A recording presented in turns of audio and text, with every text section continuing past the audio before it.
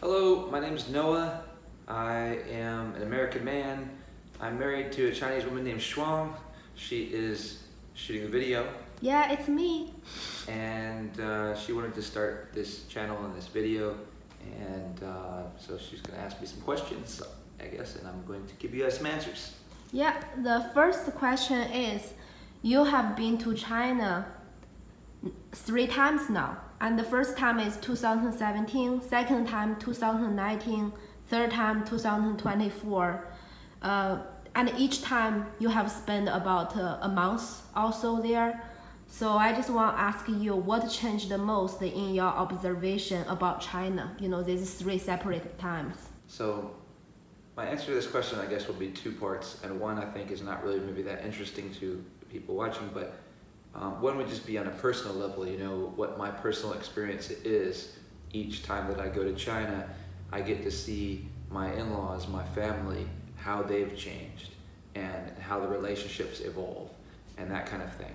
But from the standpoint of the culture itself, what's different, I don't know that I've noticed a whole lot of difference. The only thing it would be maybe what we've talked about before, which is a lot less foreigners. So I don't know, it seems like before COVID and after COVID, maybe there's different policies with coming and going from China. Maybe it's more difficult to enter, or maybe it's just a matter of budget. The flights are very expensive after COVID. Yes, the flights, when we went the first time to China, we paid $400 per ticket for each of us round trip. So total $800 for both of us to go to China and come back. And that was before COVID. And then after COVID, it's gone to something more like, for a stretch of time there were tickets for $16,000 round trip. And now it's maybe more around 2,000 or so. So I think that's probably the biggest change. It's hard if there are any differences between the times at which I went to China, which was a span of maybe about 5 years or 6 years. If there are any changes, they're very nuanced. They're probably deep cultural changes that are very hard to tell. So the next question is, the first time in China, what made the biggest impression on you and what shocked you? So the first time in China, the first thing that made the biggest impression on me is a really easy one, and you've heard me tell this story before, but it's just that on that first night that we arrived in town, we get in town after all this travel, and it's kind of later, and your family decided that I needed new shoes, essentially. They thought that the shoes I had, they wanted me to have a good experience walking around.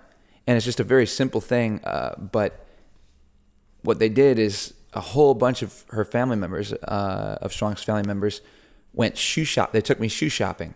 And we went out at like 9 at night or something, and it became this very important thing that needed to happen, and they bought me new shoes, and I just thought that gesture was, one, incredibly sweet, and because they were looking out for me and they're looking out for my feet. But more than that, it was how involved so many different members of the family were. This would never happen in my family or in any of the families that I know in the United States. And it demonstrated to me that Chinese culture is more family-oriented than American culture is. And I tend to think of American culture as family-oriented, so that was surprising to me. What was shocking? Maybe the amount of strange things that Chinese eat. Chinese cuisine has some interesting things that you don't tend to find in America and many other places. One of those would be bugs. A lot of different kinds of bugs like silkworms and what look like cicadas, and things like pig's feet and chicken's feet and gizzard and liver and stuff, like duck blood. So there are many different foods that I had never eaten before, and I got the chance to try in China, and that typically Americans would turn the other way. The third one is, when you are actually in China, the difference between what you heard before you come to China, what you heard on Western media talking about China, or your general impression about China, versus what you actually saw in China, the real life there? That's a really hard question to answer, I think. Take your time, think. I will just cut. So in Western media, well, one thing is, in more recent times, sort of in a lot of my adult life, I stopped kind of paying attention to Western media because I stopped personally trusting it. And I think there's a lot of people in the United States and maybe Western countries that feel that same way. But in growing up, we definitely were given the idea of China being a communist country and that this was a bad thing. And so I had this idea that Chinese would be very secretive and very loyal to each other and very, I think that probably communicates or makes the point. But upon being there, the people themselves didn't come across as very different from the people that I've met almost everywhere. And I've been a lot of different places. And what I mean by that is I didn't get the sense that the individual in China is corrupted in some evil way. I got the sense that Chinese people are people just living day-to-day life like everyone else is, and they have mostly the same values. There are cultural differences. There are things like we've talked about in the past with Tiananmen Square that Chinese aren't. They have a very different opinion of what happened in Tiananmen Square, which obviously has to do with the education, with the information, where the information is coming from, whether it's coming from China itself or whether it's coming from outside places. So the Chinese culture definitely is impacted in a way that's unique to China. But when you meet people, they are just nice. They want to have friends. They want to do right by their family. They want to make good choices. They want to have good food. They're pretty normal. They don't seem like aliens or some thing that Western media might lead you to believe that there's something wrong, with Chinese people or Chinese culture. So, the next question is, which country, China versus US, do you feel people there are generally happier? And also the difference from what you can observe in terms of the lifestyle difference in these two countries. So it's two separate questions. You can just answer one by one. So my opinion on this is, it's really hard to give you an answer because the most basic answer is I don't really know.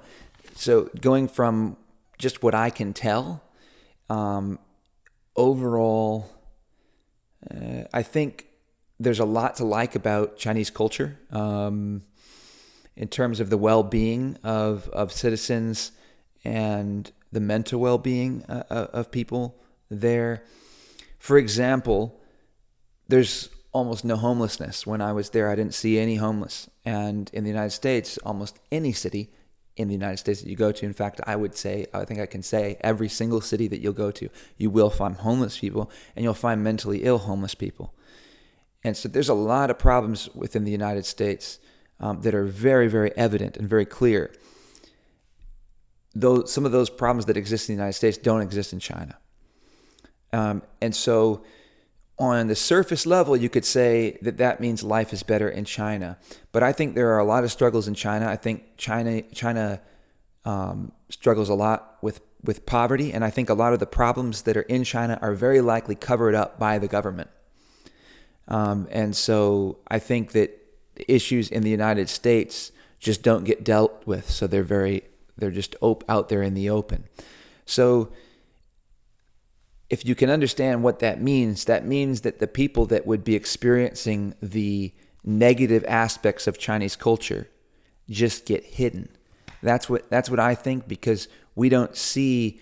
It's very clear that life would be financially difficult in China because the costs of housing and the costs of a lot of different needs, things that you need in China, are very expensive. And a lot of the jobs that people are working with in China don't pay that much. You see a lot of people that are working very low paying jobs that cannot afford to buy a car, that cannot afford certainly to buy a house.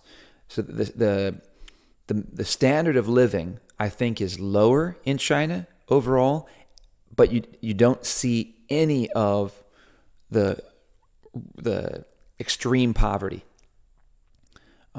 So I also think that probably people in China are apparently happier overall because the standard of because I think if you go and you meet lots of people in China, overall the mentality is positive. People feel safe. People are stable. But again, there's a question as to how that is created. What is the government doing to create that? And I definitely have concerns or questions about deeper fears that exist within the Chinese people, within the average Chinese person, that they just kind of ignore and suppress and don't deal with. And so that, on its face, Chinese culture might seem like it's in a better place, but I think that there's more going on that is hard to see clearly. The last question is, what is better, in U.S. and what is better in China if you just compare those two countries? I think some of the things in China, like I said, that there's no poverty, and I think the safety of China is far better. You can go places at night. You can go to almost any city. Like, I don't think women have to fear walking around in China. Would you agree with that, or do you think you do? I think you still need to be careful. Okay. Yeah, just watch the area you go, but yeah, not like in U.S. I think nobody have guns, Yeah, I think you have to be cautious. I have to be quite cautious depending on the time of day and the area that I'm in. There are definitely some very dangerous places to be within the United States, or where you just need to be very careful. Better in China, I think overall the food might be better in China. Shuang definitely thinks the food's better, but that's because that's your taste. Also the affordability. The affordability of the food. Tips. Nobody expects a tip there. It's Yeah, really annoying, that's just. in US. Shuang doesn't like tipping culture, but it's just different. It's not better or worse. What I need to pay, just tell me. I don't need to additional tipping. I don't have a problem with tipping culture because I just think it's a different culture, and it's just different. So it's a preference. But with the food, I think China has better food overall because the food is really well made, it's healthy, it's delicious, and it's diverse. And you actually get meals that are well-rounded meals. And a lot of the meals are served family style. And so this just creates a better environment for togetherness and health, I think, overall. The food is significantly healthier. So I would say that China has it on the food, although the United States certainly has way more kinds of food. So if you want to try all sorts of different kinds of food, the U.S. has way more kinds of food, although it can be hard to find truly authentic versions of the food. I think another thing that's better about the United States is that it is a multicultural place.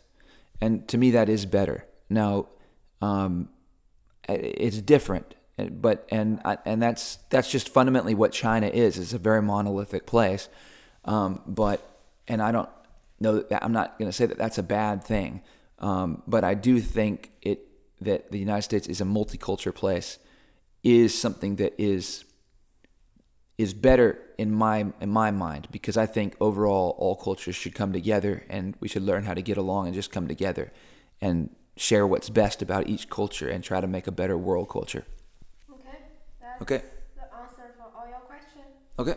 Okay, you should tell the audience bye. We'll be back soon. 大家好. That means hello. Hello everyone. You should say 再见, Yeah. bye bye. 再见，拜拜。